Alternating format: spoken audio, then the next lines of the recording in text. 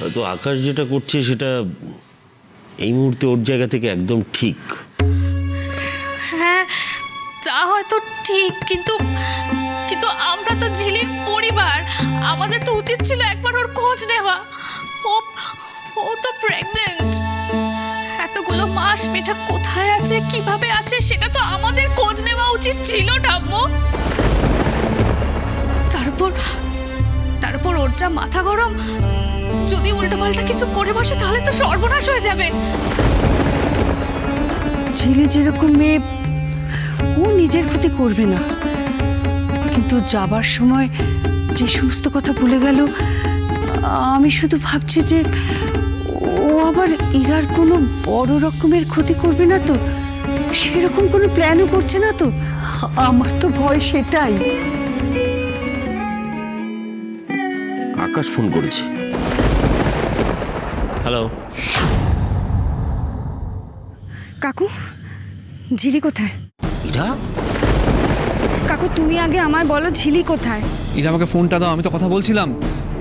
কাকু প্লিজ, কাকু তুমি ঝিলিকেই ফোনটা দাও, আমি ওর সাথেই কথা বলবো এক্ষুনি। এখন কথা বলবি? না মানে আসলে ছিলাম তো একটু। হ্যালো, হ্যাঁ ইরা, কিরে কেমন আছিস?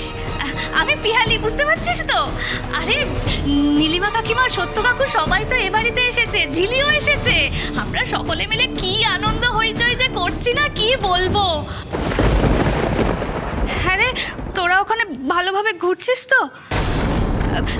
জানিস ইরা, ঝিলি না তোর সঙ্গেই দেখা করতে এসেছিল। ও তো জানতো না তুই বাড়িতে নেই। ওর না খুব মন খারাপ হয়ে গেছে। পিয়ালি, ঝিলিকে ফোনটা দে তো। হ্যাঁ, ঝিলিকে। ও ইরা, বলছি যে ঝিলি না এই ঘুমোতে গেল। ও আসলে বলছিল ওর ভীষণ টায়ার্ড লাগছে শরীরটা, তাই আমরা সবাই বললাম যে তাহলে এখন গিয়ে শুয়ে পড়ুক, একটু রেস্ট নিক, তাহলে ভাল লাগবে না তো। একটা কাজ করি, আমি বরং ঝিলিকে বলে দেব, ও কাল সকালে তোকে ফোন করে নেবে, কেমন? আচ্ছা।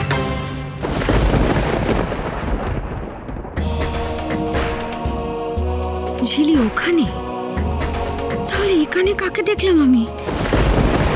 এটা আমার মনের ভুল? না না, এত বড় ভুল তো হতে পারে না।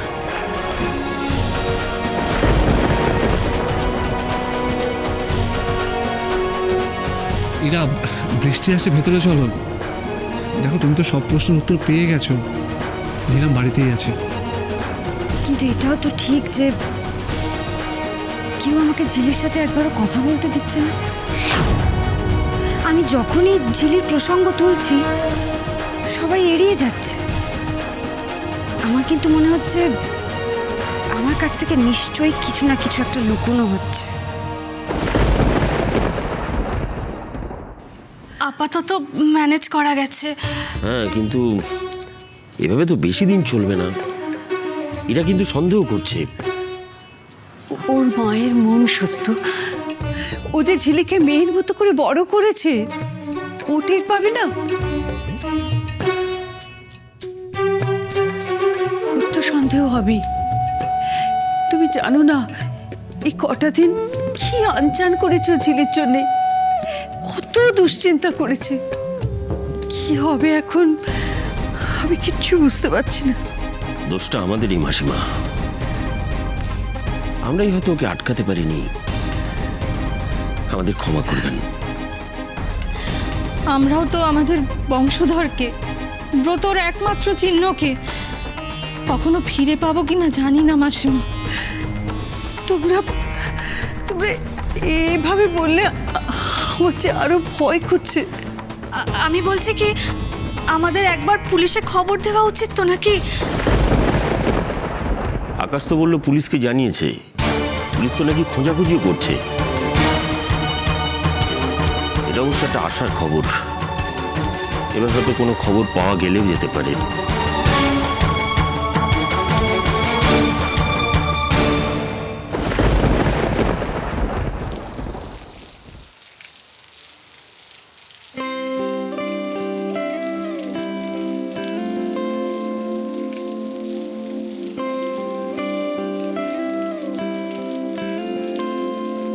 এ কি তুমি ভিজছো কেন? ভেতরে চলো। আরে কি মুশকিল? তুমি না ভীষণ আনরোম্যান্টিক, যাও তো। আমি আনরোম্যান্টিক? হ্যাঁ, এই সময় কেউ ভেজে? হ্যাঁ, আর তাছাড়া বেবির কি হবে? উফ বাবা, এইটুকুতে বেবির কিচ্ছু হবে না, ওর ভালো লাগবে। হবে হবে। তুমি চলো, এখনই চলো। আরে বাবারে, ভেতরে চলো। কি বলছো শোনো। এসো এসো এসো এসো এসো। বসো এখানে, দাঁড়াও এখানে।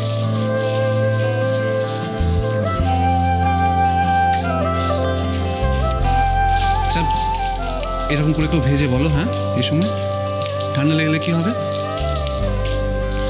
সত্যি তুমিও না একদম বাচ্চা হয়ে গেছো।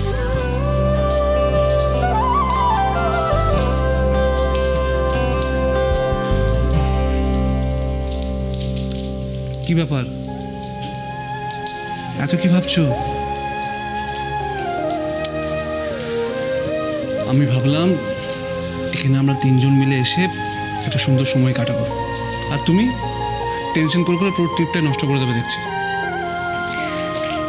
আমি না আসলে তোমাদের কাউকে বোঝাতে পারছি না আমার ভেতরে কি হচ্ছে, মানে আমার খুব ভয় ভয় করছে। দেখুন, এরকম এরকম ভয় পাওয়া, প্যানিক, এটা ন্যাচারাল, এটা হয়েই থাকে। আমার কি মনে হয় বলো তো, তুমি ঝিলামের মতো দেখতে কাউকে দেখতে পাচ্ছ। ঝিলির মতো দেখতে? না, আমি ঝিলিকেই দেখেছি, আমি নিশ্চিত। তুমি তো ঝিলামকে নিয়ে বেশি চিন্তা করো, তাই তোমার এরকম মনে হচ্ছে। আচ্ছা, তুমি তোমার মেয়ের থেকেও ঝিলামকে বেশি ভালোবাসো? এবার কিন্তু বাড়াবাড়ি হয়ে যাচ্ছে, তুমি একের পর এক অভিযোগ করে যাচ্ছ, বলে দিলাম। কি করবো বলো, আমি তো আমার মেয়ের মতো লক্ষ্মী নই যে চুপ করে থাকবো। তোমার মেয়ে মোটেও চুপ করে থাকে না, হ্যাঁ, খুব হইচই করে, হাত পা ছড়ে, সারা রাত আমাকে ঘুমোতেই দেয় না। ও আচ্ছা, তার মানে আমার মেয়ে আমার মতোই হয়েছে বলো?